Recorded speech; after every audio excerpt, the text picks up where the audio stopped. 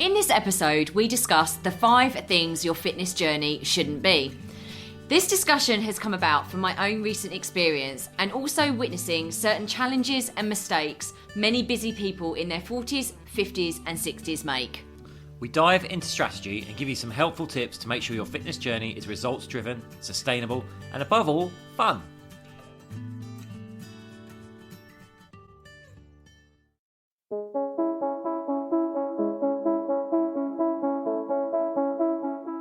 Hi, I'm James Davis. And I'm Claire Davis. We're the Midlife Mentors, here to lift the lid on how to achieve health and happiness. The balanced, no-nonsense way.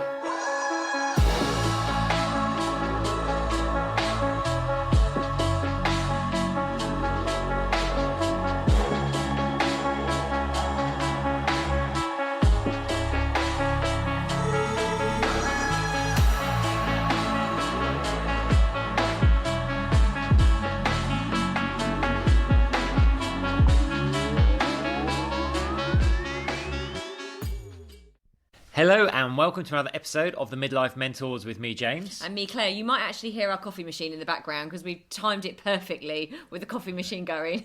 Gotta have that coffee. Decaf, I hasten to add. Decaf coffee, yeah. We thought today we just do like quite a fun one, actually. Fun inspired and fast. by our own personal experience. So it's 5 things your fitness journey shouldn't be. So just want to really emphasise, fitness should be fun, right? And it should be about like re-engaging with yourself and having that passion, that purpose, and enjoying it. And we'll lead on to a little personal story from Claire about that in a sec. So that's what we're going to talk about. But before we get into that, Claire, what have we been up to and what have we got coming up? Well, actually, you might recognise that we didn't do one last week. So we gave ourselves a break. It's really, really good to just take the foot off the gas for a little bit. And actually, it does take a lot to do these podcasts. We always love your responses. We love how much, how much you love what we do and the response that we get from all over the world now, actually. But it's particularly in the US, we're getting lots and lots of people messaging us from there saying they love our podcast, which is amazing. But it does take a lot of work. So we thought, actually, let's give ourselves a break and we'll go again with renewed vigour and energy next week. So that's what we're doing. Exactly, yeah. We had a very, very busy May and June, actually. We put together a lot of stuff. We did the 4-day hormone and metabolism challenge. And from the back of that, we launched our 21-day course, which is going great guns. The people on there are getting amazing results and learnings. It's just so much fun running it as well. I had a session last night with them. Yeah, the 21-day, the 21-day optimizing hormones and resetting your metabolism course. This is the first time we've kind of done it in a succinct 21-day program. It's absolutely part of what we do for the Midlife Method, our 8-week program. But it's distilling it down into 21 days to give people a taster, basically. And we've got 20 people on it. So it's absolutely mega. We are so chuffed to pieces. But as James kind of alluded to there, we have had a crazy May and June. So to be quite honest with you, I'd love to say that July's not going to be crazy. We've got big goals, big ambitions, and we want to help as many people as we possibly can. So this is why we constantly, it's actually that drives us forward. That's our really strong why, is to share the right knowledge with people, right? Getting past the fads and stupid things that we hear all the time. I mean, honestly, I've just been reading a post on someone that I know, an acquaintance on Facebook, and she's reached out for some advice on Facebook around her fitness journey and calories and nutrition and stuff like that. And you should see the nonsense that people are putting underneath. And it's really confusing for people. And so that's why we are so passionate about giving science-based information to people that gets people off this horrible negative spiral, especially around nutrition. So, that's why we continue to do this. So this is why we continue to push ourselves forward so we can help more people. Exactly that. And listen, if you do want to know more, right, a great jumping in is that 4-day free hormones and metabolism course. Yeah. So we ran one, but we've got another one we'll be running this month. So it's completely free sign up. If you did it once already, do it again. Yeah. I know a lot of people are like, oh, I want to get more from it. I want to do it again. If you didn't do it, please do join us. We do the sessions live, but then they stay up so you can catch up in the day. And people got amazing results from that. Like one lady lost 9 pounds. 9 pounds in 4 days? Yeah, by applying what we'd shown her. It's all about understanding the midlife hormones, working in tandem with them rather than against them, and working to reset your metabolism. So if you want in on that, keep posted because we are going to be running that again in July. You can find information all over our social media platforms as well. You can go on Instagram. We're at Midlife Mentors on there. So always keep up to date. Make sure you've got notifications on. So we're always posting on there about the free stuff we've got coming up. And you can find it on our website. You can find lots. And also on our website now, you can actually go and see like how good your hormone and metabolism knowledge is. We've got a funky quiz on there, so go take it. You'll get personalised results with action tips as well. So go check that out. Yeah, absolutely. So, and then on the next podcast, I'll put the link to the 4-day free mini course as well, all around. Optimizing hormone health and hacking your metabolism. Like James said, we loved running it. It was so super successful. We had 300 people join that. So we're going to be doing it again because it helps so many people. I did. It's awesome. Right, is that all we've been up to? No, I was going to say, Claire, we were so privileged to go to London Zoo in the summer, do these twilight evenings where the zoo is shut. It's only for adults and it's limited numbers, so you can get in. So we went to that. It's really fun. They have like a food market and bars and music. James loved the squirrel monkeys. Exactly. So it was so funny. I got into zoo and I was like, Claire, squirrel monkey. So in London Zoo, if you don't know, they have an enclosure where you're actually in there with the monkeys. So James fitted Claire's right in. never been in it. James fitted in. I was trying to drag her there, and she was like, "Slow down, slow down, slow down." And I mean, I got her there. Well, that's because you got a bad hip. Oh, it's cheeky. He when has, I got her actually, there, she was story. like, "Oh, this is amazing." The squirrel. I hadn't been in the squirrel because actually we moved here. We were only here for a few months before lockdown. And then obviously the zoo, you know, the enclosures and everything, even though we'd been back even last year and been back since then, we go quite regularly. They hadn't opened the squirrel monkey enclosure, but we got right up close and personal with some monkeys. So James fitted right in. It was really cute, actually, really cute. And then on Saturday we went to Guns N' Roses. We did. Ooh, 80s rock. But it was hilarious because James and I, everyone that knows us and listens to our podcast knows that we are early to bed and early risers. So it got to about not even 9:30, and they'd only been on for a little bit. And we'd heard a few of our favourite songs, and we were like, right, off we go. We're going home to avoid the crowds. Also, it was in Tottenham, which is hardly Primrose Hill, is it? You're such a snob. I apologise for James' snobbiness, okay?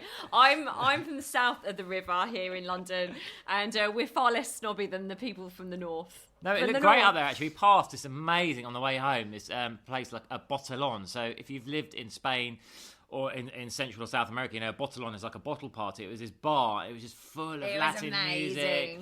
And it looks really fun. So yeah, it was. We were tempted to go in there, but you know, it was 9:30, and it was past our bedtime. It was.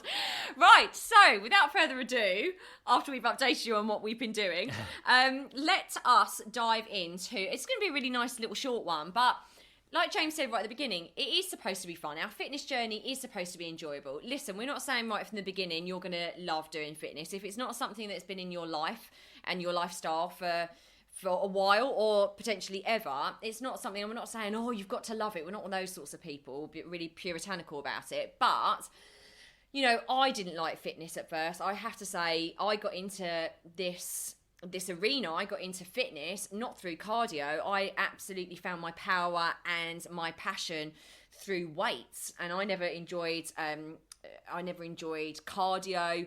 And when we talk about fitness, I suppose we are talking about resistance training, weight training as well. But with regards to this, really, we're talking about kind of the cardio stuff, the HIIT stuff. And I didn't like it either, but I've learnt to absolutely love it because it's a good addiction. It makes me feel absolutely amazing. It makes me feel strong.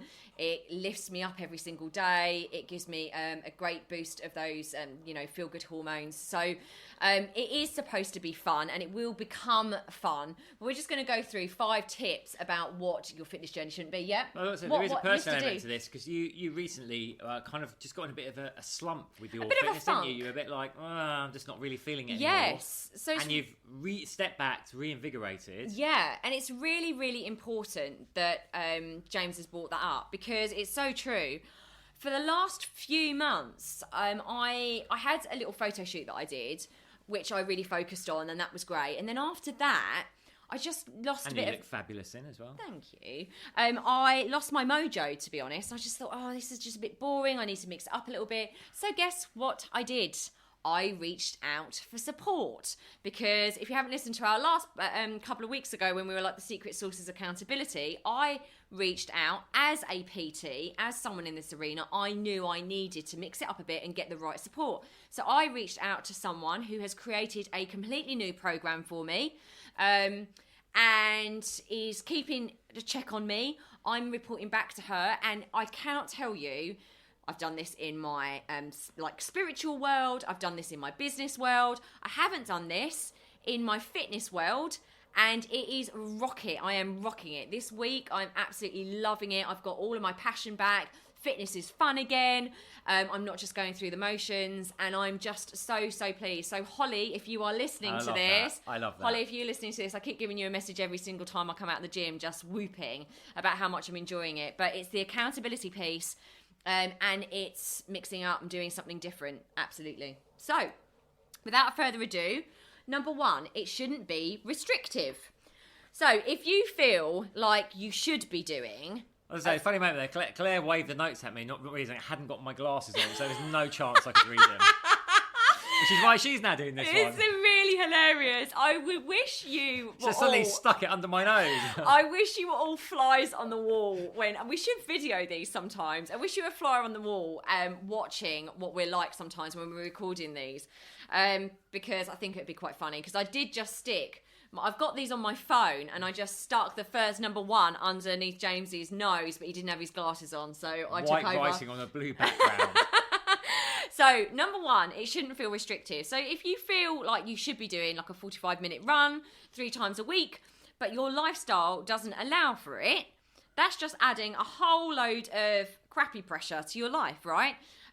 Your workouts shouldn't be stressing you out. They should be something that fit into your lifestyle, and they should be something that you enjoy. But that comes, by the way, as I said, that comes after a while. So this is why how we train ourselves and how we train with clients is so effective, because the HIIT sessions, the high intensity interval training sessions, are, like 15 to 20 minutes long. They fit in with your lifestyle. You don't need any equipment, and you can do it at home.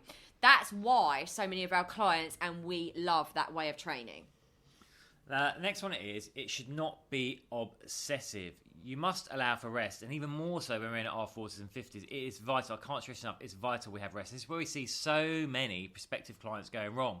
And we get it. You think, oh, well, when I did this in my 20s and my 30s, if I do it again, it will work. Oh, it's not working. So if I do more of it, if I double up on it, it's bound to work. No, you're actually working against your own hormones and physiology that you have when you're in your 40s and 50s.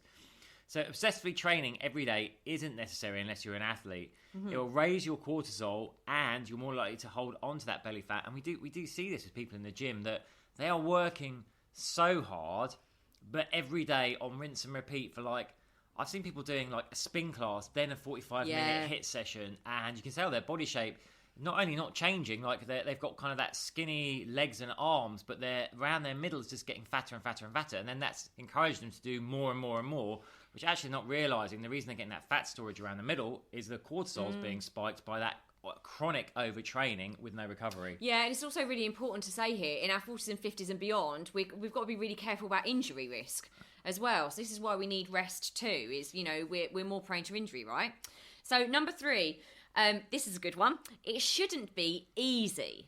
Oh no. I bet you're like, oh no. And this, again, is something we see all the time with our clients. I had this conversation with one of my clients just 2 days ago.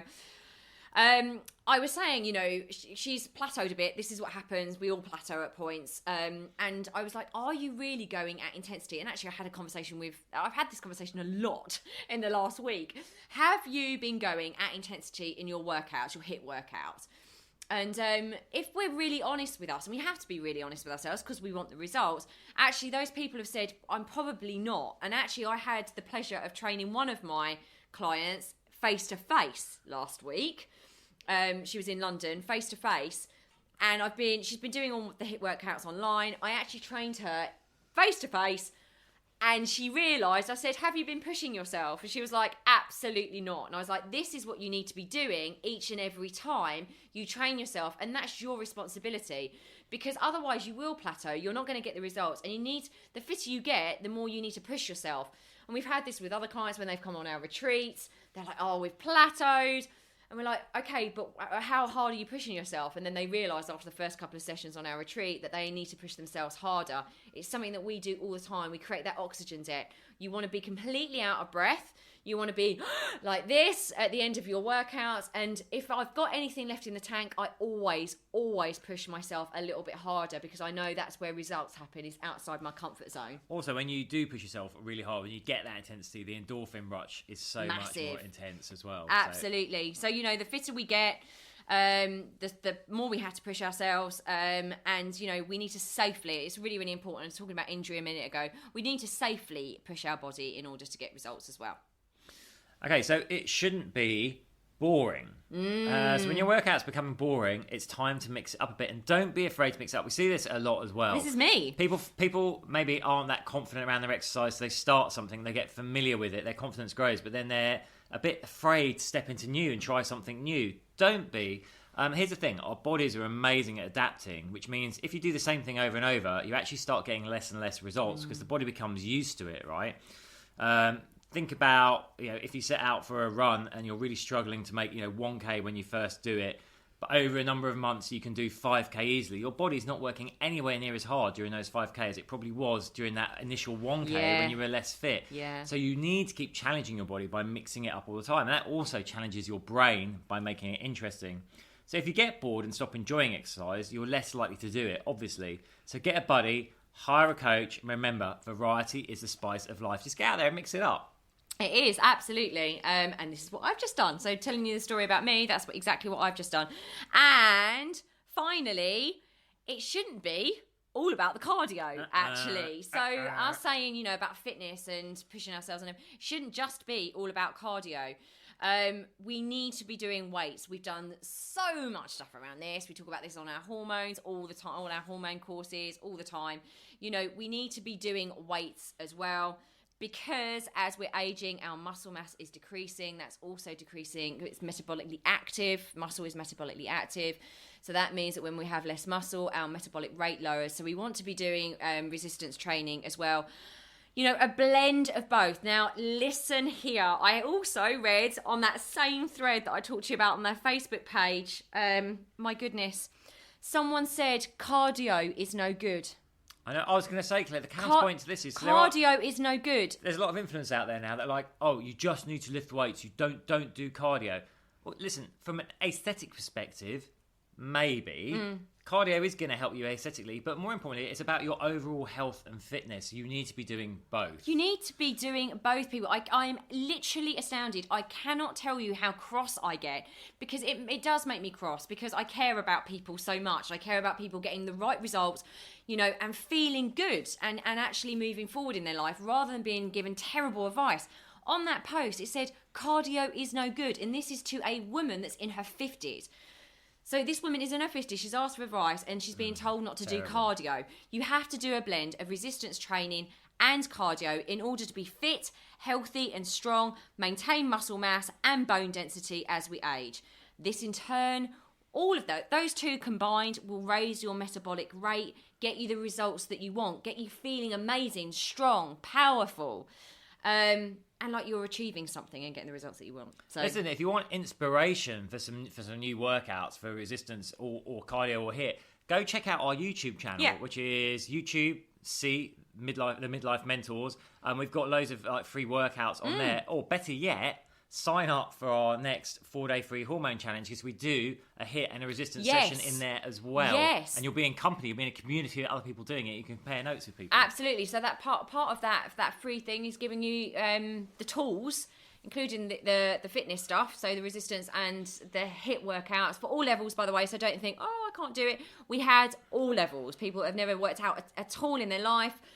All shapes and sizes, all walks of life, all managing to do what we've put out for them. So I hope we've given you a little snapshot of what your fitness journey shouldn't be.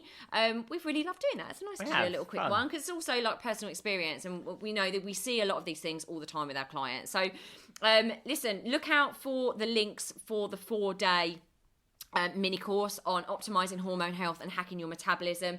We can't wait to do that. It's going to be in a few weeks' time. Look on our socials, look on our website, but also the next podcast episode we'll put the link in the show notes as well. In the meantime, we are sending you a whole heap of love. We are. Until next time. Thanks a lot. Bye. Bye.